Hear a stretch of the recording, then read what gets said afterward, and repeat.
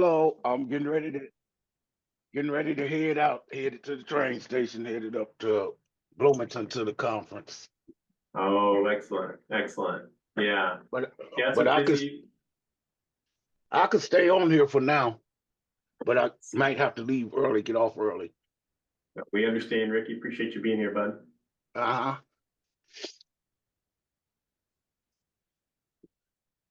All right.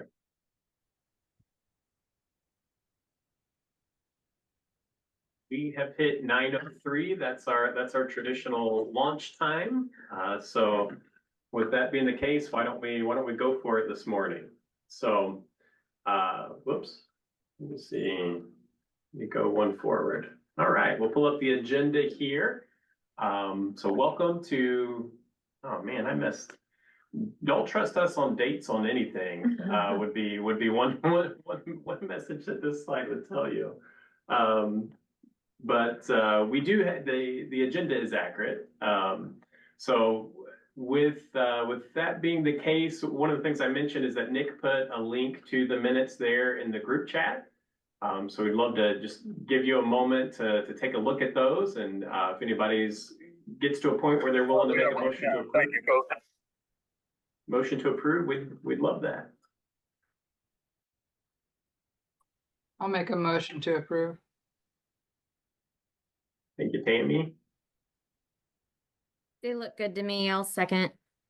And thank you, Amy. Appreciate you. We got those. Excellent. So the other piece there is that today is our annual meeting. So one of the things about the Heartland Continuum of Care General Membership, if you're relatively new to us, one of the things that we ask you to weigh in on each year is the board of directors slate for the Heartland Continuum of Care. When there are openings at this annual meeting, usually we push those out and we ask for nominations. With this year, we did not have any openings. The only change in the board of directors from the slate that you approved in 2024 is that we did have a resignation mid-year. Carolyn Austin from AgeLink was, due to some other responsibilities, was no longer able to continue in that role. And the board of directors selected, and Jared Brown accepted to join the board of directors. So that's the only change. The officer terms that you approved in 2024 are 2-year terms. So those would continue through 2025 as well. So we would certainly welcome any conversation, any questions around this, or if you're comfortable, a motion to approve. I'll make a motion to approve. Thanks, Jane. Hey, Josh, it's Donna Reeves. I'll second. Thanks, Donna. Any discussion about the board slate?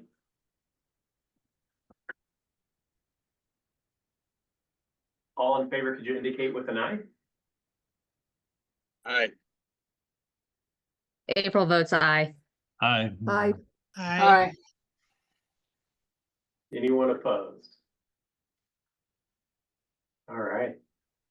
In doing that, I realized that when we had a motion and a second for the minutes, I just scooted right on past that, but we should probably actually vote to approve those as well. So we have a motion and a second for the minutes. If you're in favor of approving the September minutes, could you indicate with an eye? Aye. Aye. Aye. Aye. Anyone opposed? All right, thanks everybody. Hey, we'll get it together, I promise. It won't all be as painful as the first 3 minutes of this meeting. Here we go. So moving on from there in the agenda, the next item that we wanted to talk with you all a little bit and share about is winter planning efforts for this year. Every year this is a unique effort for the Continuum of Care and community partners.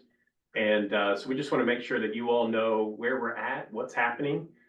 This year is unique. If you remember where we were during pandemic times, where we were even in 2023, the new Helping Hands facility was under construction. As winter hit, we had the old Helping Hands location. We had Salvation Army still working with the overflow shelter. And that transition took place in January of last year, right in the middle of winter. So one of the hopes of having the new Helping Hands facility is that it would alleviate the need for temporary overflow shelter with another organization to have to try to scale staff and find resources and all of those types of things. And so with that being the case, we are in a different place this winter. But one of the challenges that we always have to be mindful of is, you know, how many people need shelter? How many shelter beds do we need as a community? And how can we help people access those? So one of the things we want to report to you is that we have more low barrier shelter beds available this winter than we ever have had before as a community.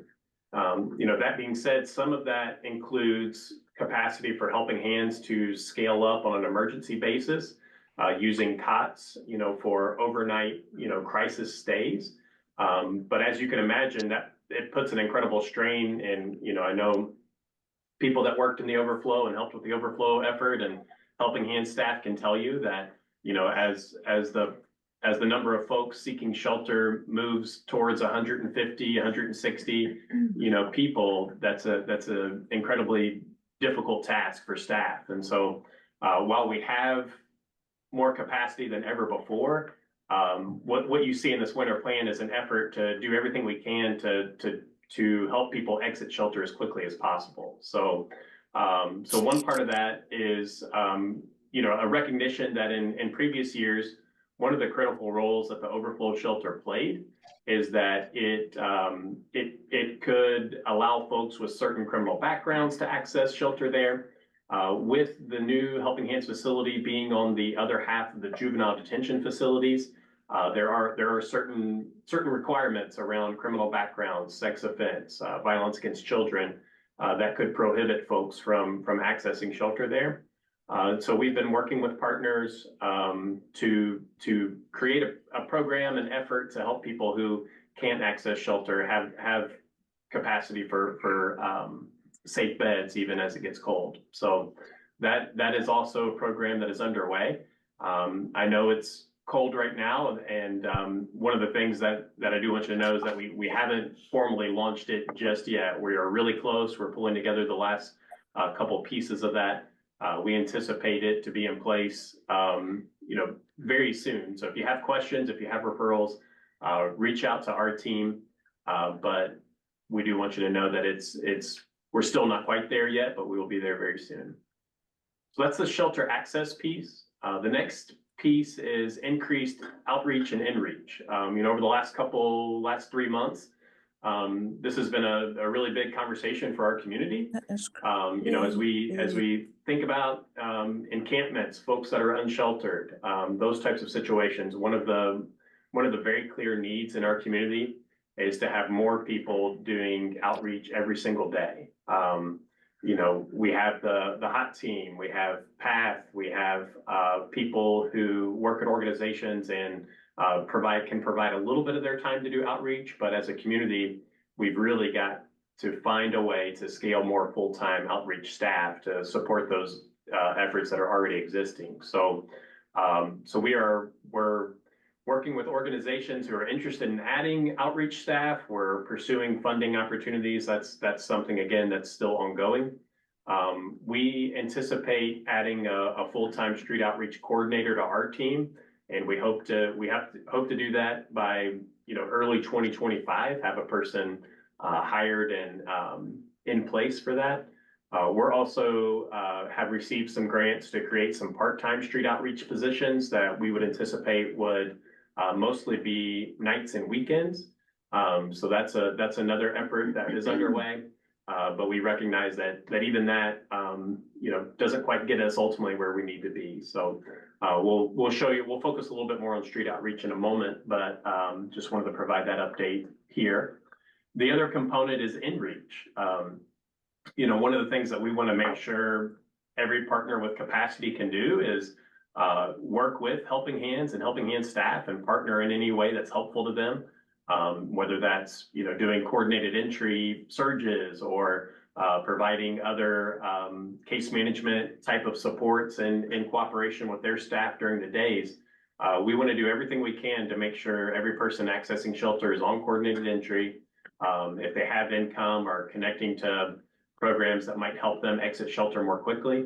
And so that's another component. If that's something you're interested in hearing or learning more about, or if your organization has resources that you think might be able to be embedded alongside Helping Hand staff to help people exit shelter more quickly, again, reach out to us, and we would be happy to help establish those partnerships. But you can sort of see the movement here in the winter plan of where we're going. We want people to access safe beds. We want people to have the opportunity to get out of the cold. But we also want to make sure that as we're walking alongside them through this winter season, we're also connecting them with resources that help them exit homelessness. So increased outreach and inreach are a big part of that. And then the last component is a housing surge. What we mean by that is that typically rapid rehousing and permanent supportive housing opportunities, so when you hear us talk about coordinated Helping entry. Hands, how can I help you? Just click mute there, Jill.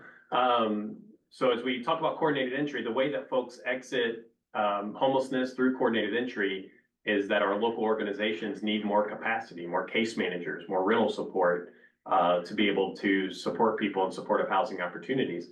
A lot of times, we've had some growth over the last couple of years in that, significant growth. Our organizations have worked hard to grow in that place, but they really can only grow to the degree that funding allows them to hire those case managers and have that rental subsidy available.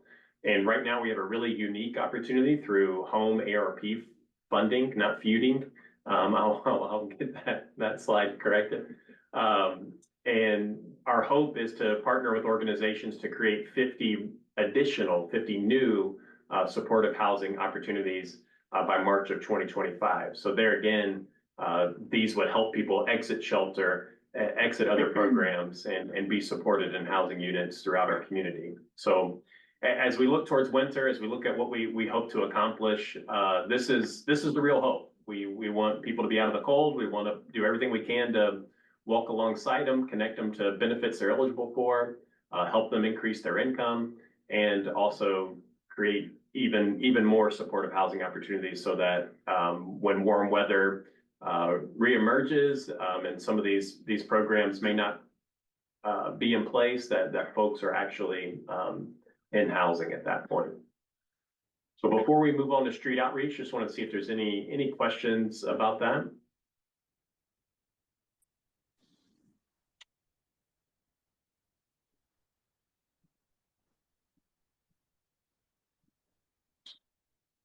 All right.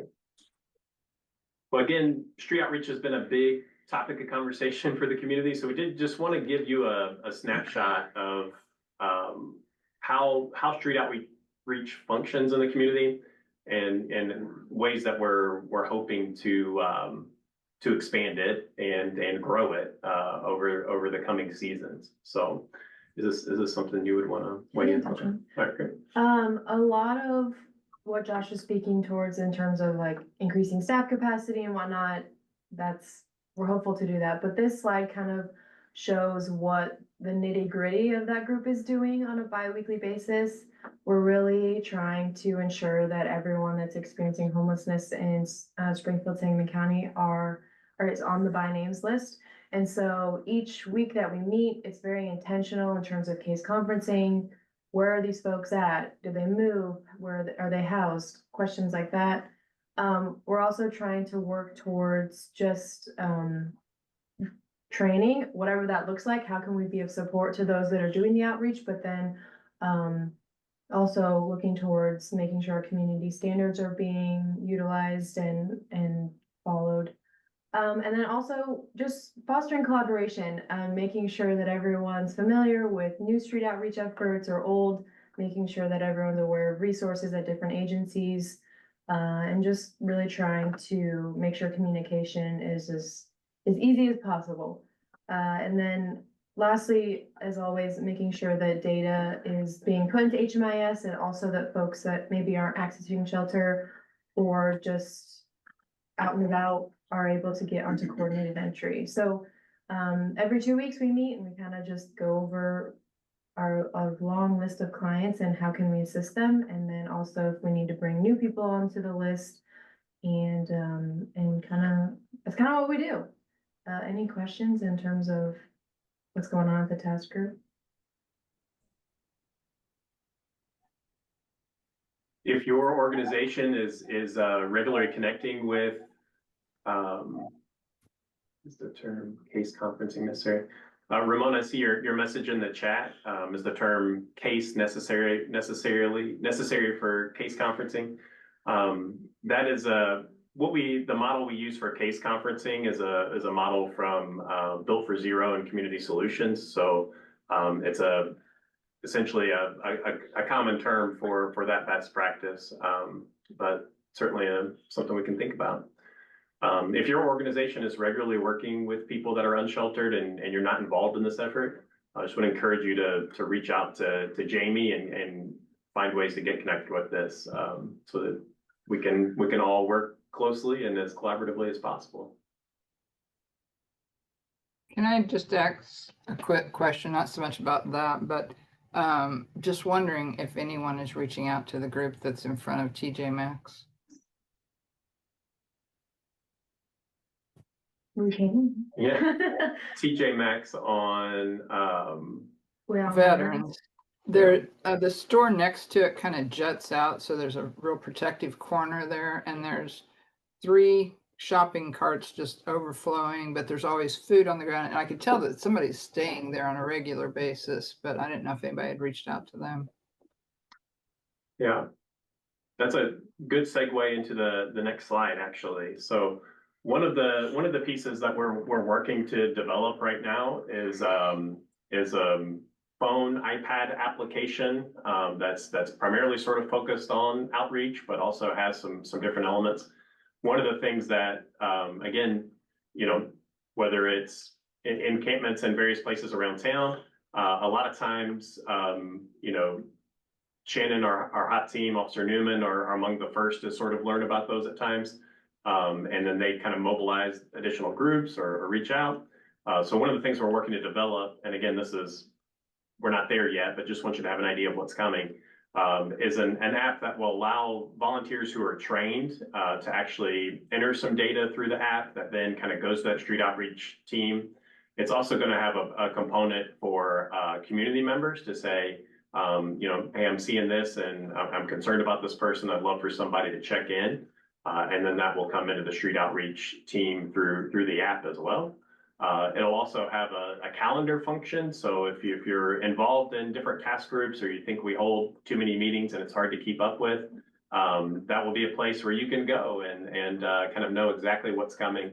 And then it also will have a direct link to our resource page as well. So if you're out in the community and you're encountering someone who might need access to services or information about services, that's something that you can have at your fingertips too. So we're excited about this. We think it'll help enhance communication and also kind of provide some easy pathways for folks to provide referrals to that street outreach task group. And there again, we need the local capacity to be able to respond as that information comes in. And that definitely is one of the challenges we're running into at the moment.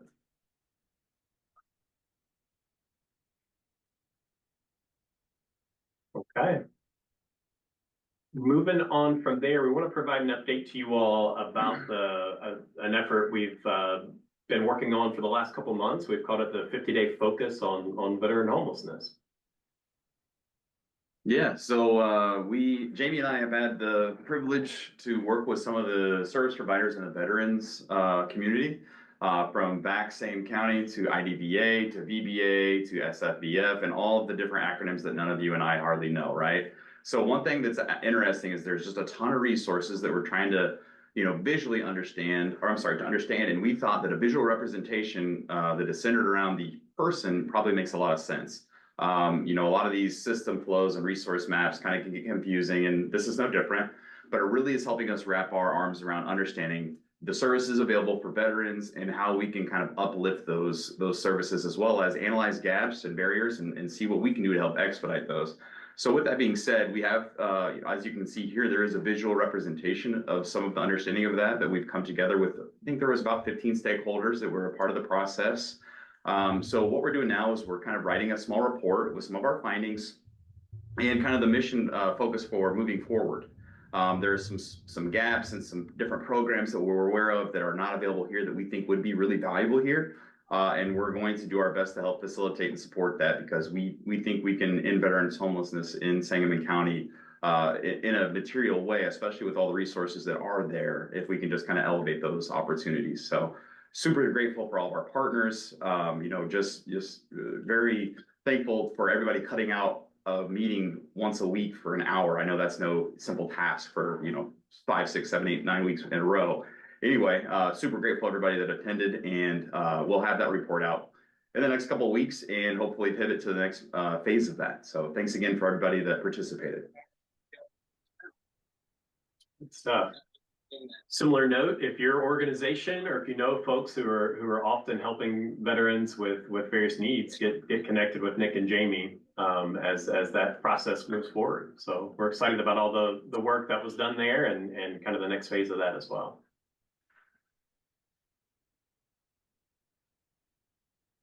All right.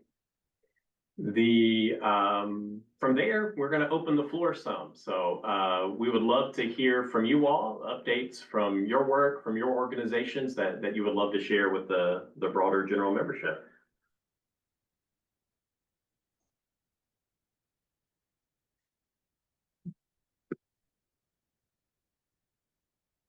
I'll start. I'm going to go ahead and send a congratulations to Jane Ford for getting Icon Citizen Award this week. Congratulations to Jane for all the awesome work you do for the community and getting acknowledged for that work. So just hats off to your commitment to our community, transit, and people experiencing home insecurity.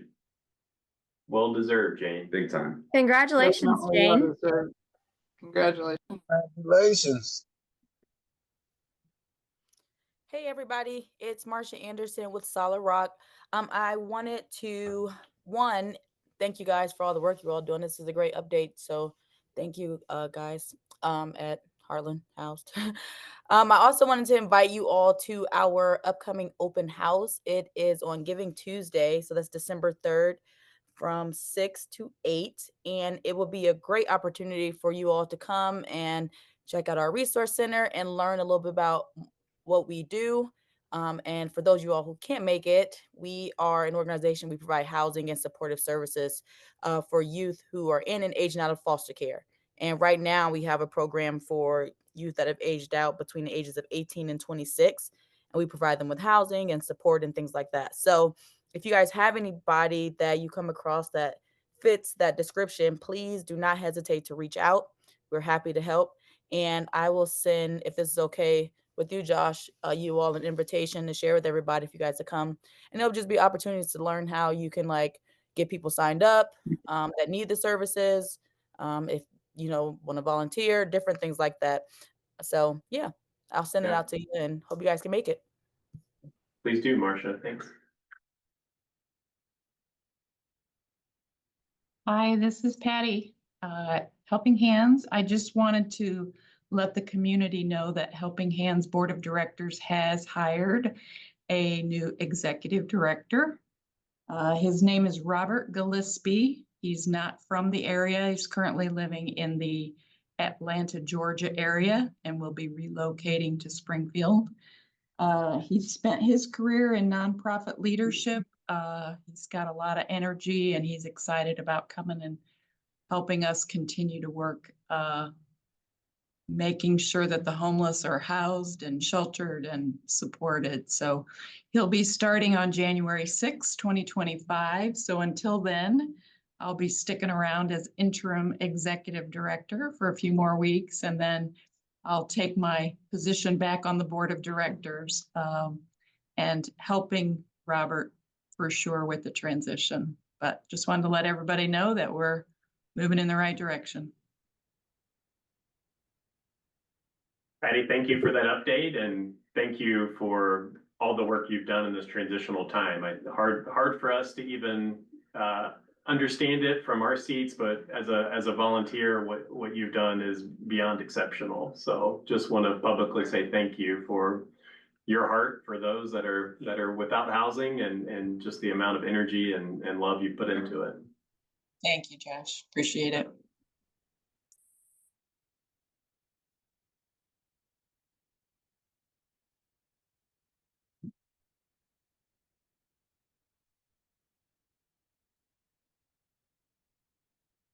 We'll hold the space here a bit. We're getting towards the end of the agenda. And so really, at this point, the floor is completely open. Announcements, agency updates, public comments, all of the space is wide open for any of those things at this point.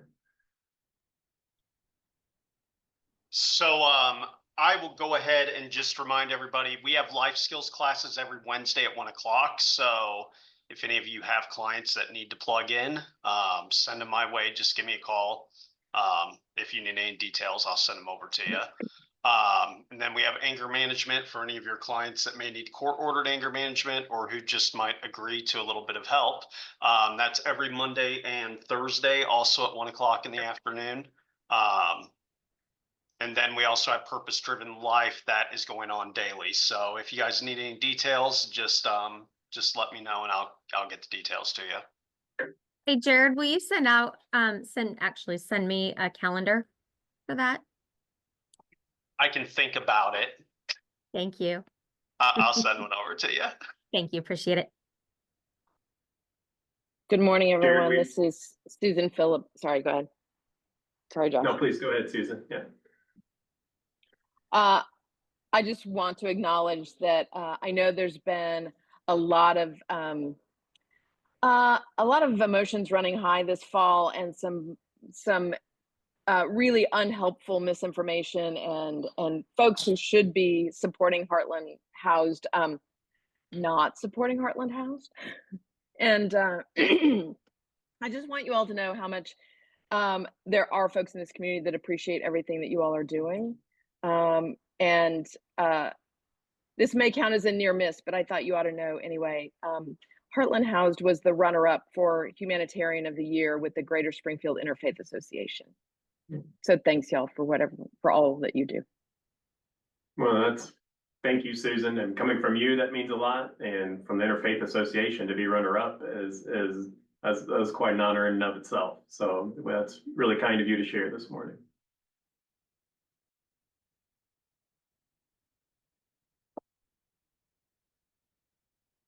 Jared, I was going to mention on yours, again, a public thank you 2 weeks ago. I know several partners were able to gather in your space and meet with community members and community leaders, and also to see the work that you all have done to renovate your space. So a thank you and congratulations to you all, the work you've done to expand. And, as you talk about classes and having clinic space right there at Washington Street Mission, again, the movement to do everything we can to take services to where folks are and make them as accessible as possible. The work that several all of your organizations have just pushed so deeply into that over the last few years. And we want to express gratitude for that as well this morning.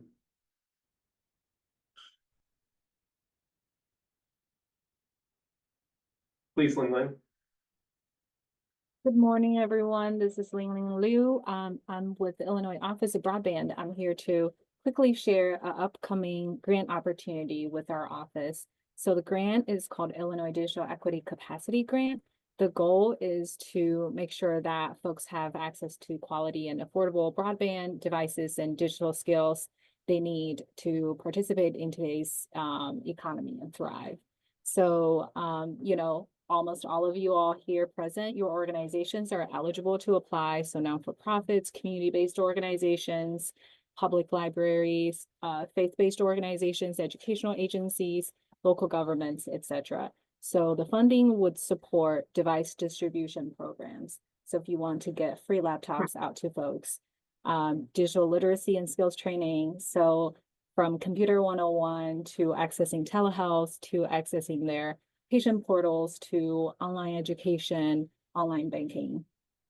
And then also you can use the funding to hire staffing to help people navigate affordable internet options, navigate educational, computer training resources out in the community, navigate how to get a discounted device for their household. Also, if you have a public space at your organization that you're wanting to expand or upgrade into a technology center and a computer lab, this funding would support like hardware and software as well as staffing so that, community members can access your center for free.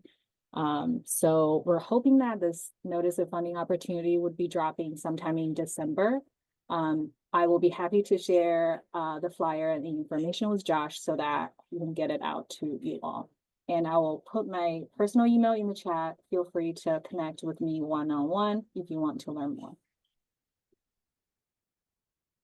Yeah, that's incredible. I see Amy's Amy's already excited. I know, that sounds like a program that could be incredibly beneficial to folks in supportive housing programs, to organizations. So I'm sure there's a lot of interested folks here on the call. So thank you so much for elevating that. We'll absolutely share it as soon as we see it drop. I also want to thank Ling Ling for supporting our Welcome Home Basket initiative. If anybody in the meeting isn't familiar, we are collecting laundry baskets full of some of the essential home goods for people that are moving into their first apartments. And Ling Ling and some of her friends came together and brought just a great amount of goods and items to our office to help distribute to caseworkers, helping people move into their first spot. So I just wanted to say thank you for that. Encourage anyone else that might have that capacity to consider doing so as well. Love it. Leanna, please go ahead. Hi, everyone. My name is Leanna Demler with Memorial Behavioral Health. I just wanted to tell everybody that we have hired a new PATH staff. She started on November 4th. Her name is Toria Stubbs, and we're very excited to have her. She is still shadowing and learning about all the MBH programs, but soon she'll be shadowing Lisa full time. So if you see her and Lisa out in the community, please say hello, introduce yourself, maybe multiple times. Because you probably will forget because there's so many people to know and to understand all the different organizations and what you all do. So I appreciate your patience and education with her, and we're excited to have her. It's great news.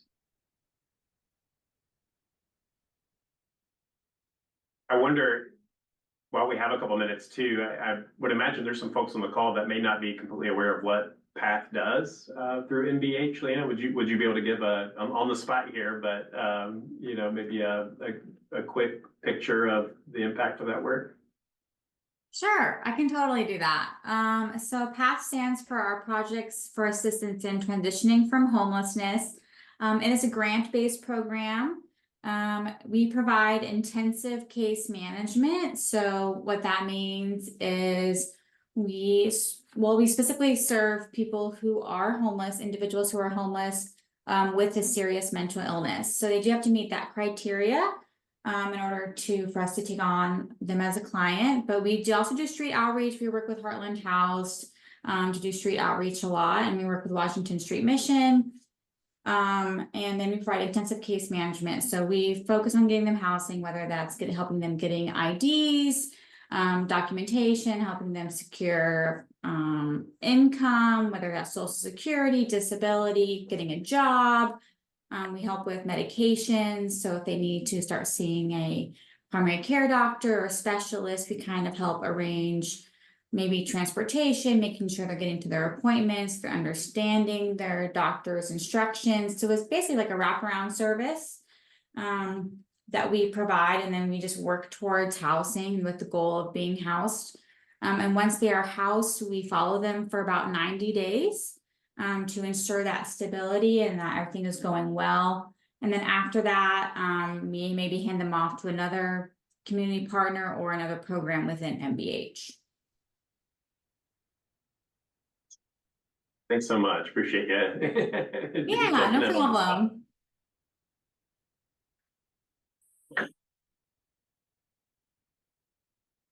Any other items this morning? Looks like we're going to get you out of here a little bit early, and I know that'll make you sad, but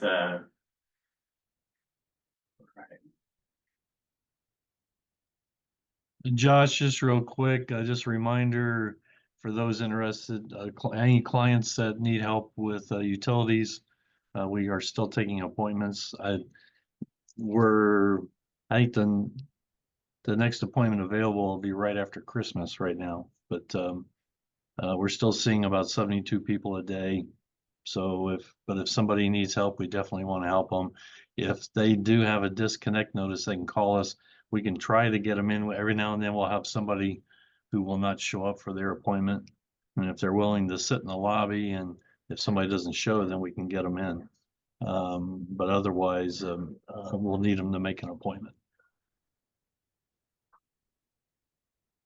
Fantastic. Thanks, Dave. All right.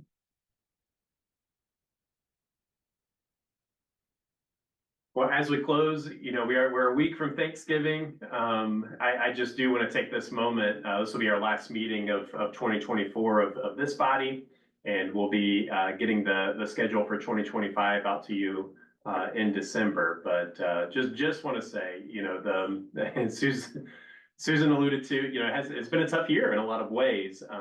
But one of the things that we always want to do is kind of look at the bigger picture. As a community, we've helped more people. And when I say we, I don't mean Heartland Housed. I mean, this general membership, the organizations, the funders, the partners, the supporters in this community. We've helped more people exit homelessness in Sangamon County in 2024 than ever before as a community. So we say that incredibly grateful, celebrating that. But we also say that mindful that the amount of need is still tremendous, and the need to grow programs, to fund programs, to support our organizations, to capacity build and hire new staff, and to take care of the frontline staff that we have is still huge, tremendous. There's so much work yet to do, and we focus on that part a lot. How can we improve? How can we grow resources? How can we grow programs? And I think sometimes that puts a lot of pressure on organizations, or sort of, there's always a sense in this work that it's not enough. And one of the things that we want to hold is that's true. It's not enough. We have to grow and we have to expand, but at the same time, there's incredibly beautiful work happening among you all and among your organizations, and it's tireless, and it's difficult, and it's complex. And so we just want you to know that your partnerships are such a value, such an asset to this community. And as we look towards 2025, one of the things that we want to make sure we're doing is anything we can possibly do to support you along that. So some of the things that we'll be pushing out in the coming months will be oriented towards that. As we focus these meetings towards the year ahead, we really want to focus them on areas that are most helpful to you all to learn more about, to understand better, to get data on sort of where we are as a community. So that survey will be one of the pieces we'll be inviting you to participate in before 2025.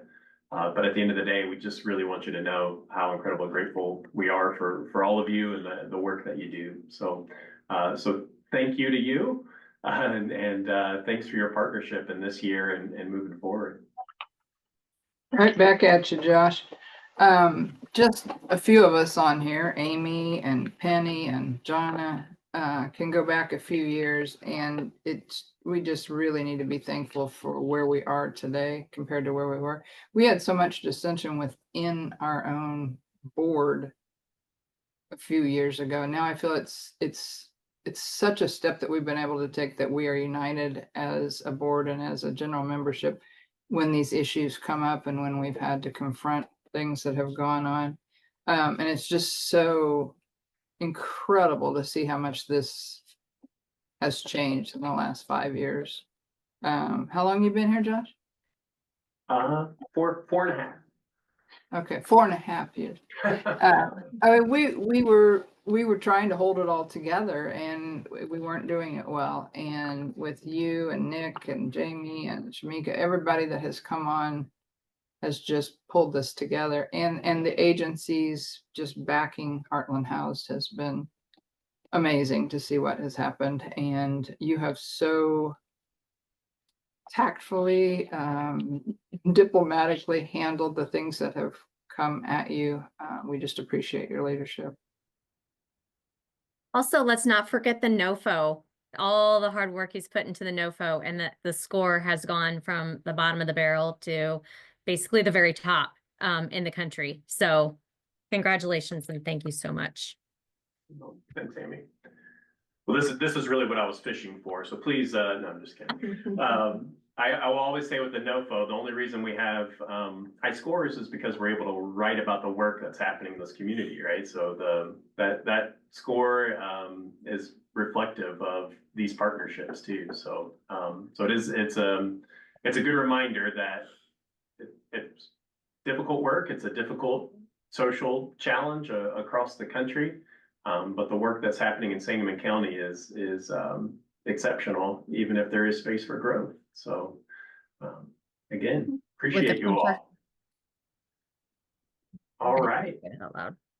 Well, if there are no other comments, announcements, we will free you all up to enjoy the rest of your day and the holiday season as it approaches. So we'll continue to communicate through the general membership email. We'll be in touch, and please don't hesitate to reach out to us if there's anything that you need. Sorry, I had one other thing. My daughter sends me stuff all the time now with homeless, but on 217 Parents, which is on Facebook, lots of great ideas for people with little kids. It lists all the things coming up. But on there, someone was requesting a Thanksgiving meal. And so, of course, she sent it to us because we do that every year. We have about 70 some that we get through Temple Bridge Shalom and the Congregational Church every year and deliver them. But on there, they had listed everywhere that is giving out Thanksgiving stuff, dates, times, and all of that. But I can send that to you if you guys want to push it out. And of course, it's coming up this next week, but there are several places that I was unaware of, and I knew a lot of them, but I will try to get that to you to push out too. Oh, that's great. Yeah. Send it to me, Tammy. Right. Tammy, I really wanted to, because we have had some organizations that want to donate money towards Thanksgiving meals, so I would love to have the resources.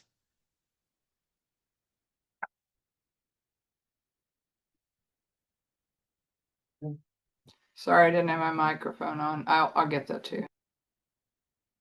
Fantastic. There are no other items. We'd entertain a motion to adjourn this morning. Adjourn. Tracy. Second, Amy. Take care, everyone, and we look forward to seeing you soon. Take care, everyone. Thank That you. was- Hi, that's everyone. Happy Cause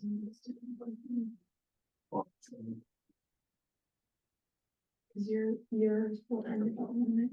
Still there?